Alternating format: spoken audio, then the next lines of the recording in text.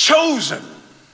You know, it's interesting. Chosen is one of those interesting words. What does it mean to be chosen? At first, it sounds like a very plausible thing, exciting thing. Chosen. Ooh, I'm chosen. Well, if you came from where I came from, they used to tell us sometimes chosen means to be picked out, to be picked on.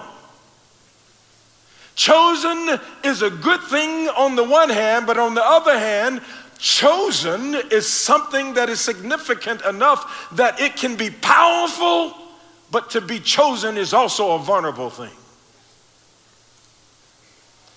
My brother, I started preaching when I was 15. My brother started when he was 14, and we preached our adolescence years and up through college and all this. And you think, you know, we thought people would be proud of us, man. You know, I'm a black boy, come from, and I'm preaching, and I end up going to college.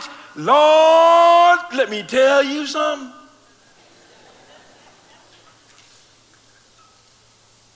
Some folks don't want to see you succeed. Can I preach up in here like I feel it today? Some people you think will be happy for you are jealous of you. Some people you think would love to see what you got, they want what you got and will do whatever they can to get what you got. And the people you think ought to be proud of you will tell you that's good in your face and turn around and try to slash your back. Oh, I feel like preaching.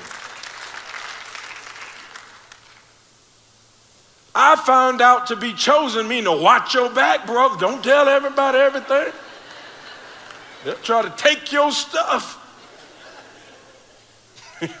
You better watch it. You think they're going to tweet something good about you? They'll try to mess you up in social media. Somebody say chosen. And what's interesting to note in this text is who the Midianites and the Amalekites are. Now, you got to know, the Midianites are kinfolks to the Israelites, and so are the Amalekites. The Midianites are descendants of Midian, who is the son that was born to Abraham and his wife Keturah after Sarah had died. The Israelites are the descendants of Abraham and his wife Sarah, son Isaac, who had two sons, and one was named what? Israel, hence Israelites. And then the Amalekites are the descendants of Abraham, Sarah, Isaac, Esau. Isn't it amazing how sometime your enemy is of your own household and kin?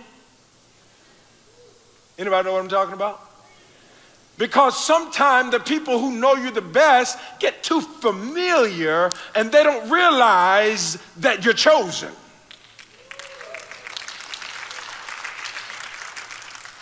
And the text even said that they make strongholds for themselves. It's one thing to say the devil got a stronghold. It's another thing to say you made a stronghold for yourself, brother.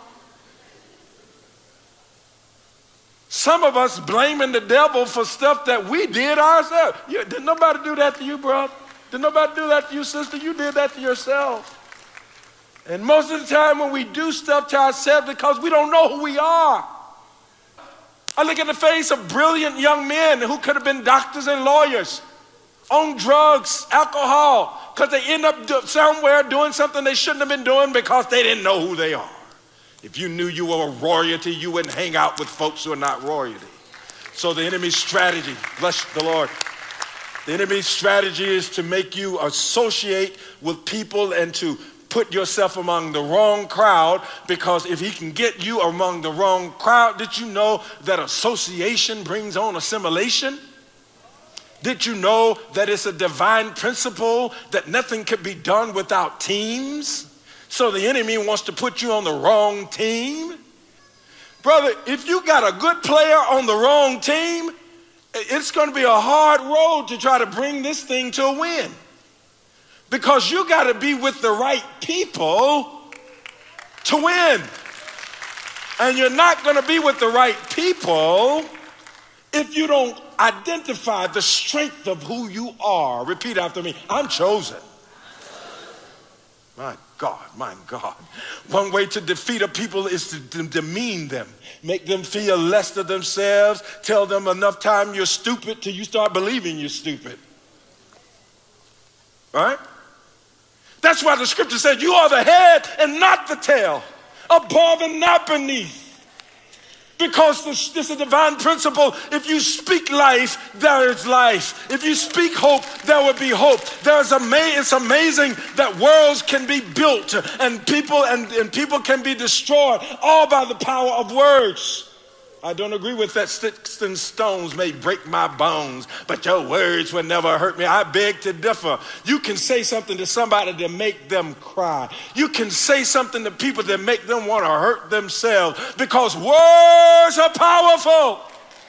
And so the devil speak words and words and words and words to tell you, you know, you crazy. You know, you ain't gonna never be nobody. You know, your daddy went nothing. You know, your mama went nothing. You know where you came from. You know, you're a country boy.